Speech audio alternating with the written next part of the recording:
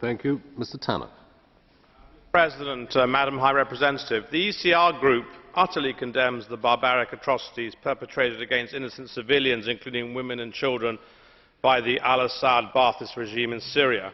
Damascus has turned its paramilitary thugs against its own citizens. The so-called Shabiha are beyond control and are increasingly acting with total impunity. Their atrocities have actually shocked the international community and are reminiscent, in my view, of the unspeakable atrocities of the Balkans 20 years ago. Considering the rapidly deteriorating situation, it is clear that the Annan Plan now has sadly failed. So Russia must now step up and use its unique leverage on Damascus to effect change and reverse its Security Council veto, thus unblocking the path for robust international action on Syria and prevent further bloodshed, and pave the way, hopefully, for a democratic regime change with Assad well gone.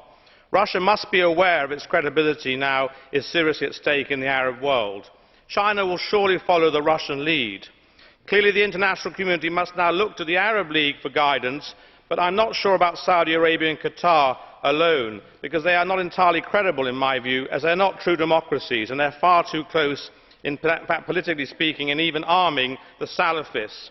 The Syrian National Council must be now more united. We must work on that.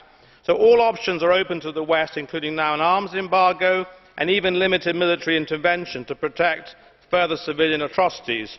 All this must remain on the table to avert further descent into an all-out sectarian civil war, or even a Rwanda or Srebrenica-style genocide. We should also consider proposing a fresh resolution in the Security Council to indict al-Assad and his henchmen before the ICC. Turkey, of course, is a key player and ultimately is a democracy with the military might to intervene if it so wishes at its borders to impose a humanitarian safe corridor if necessary. Iran, which is dragging its feet, as you well know, High Rep, with the EU and the IAEA over nuclear negotiations, will do everything it can to support its Damascus ally and its proxy Hezbollah. But the EU has no interest whatsoever, Mrs. Brantner, in supporting either of these two brutal regimes. Iran does not belong in the contact group, I am sorry. Mr. Belder.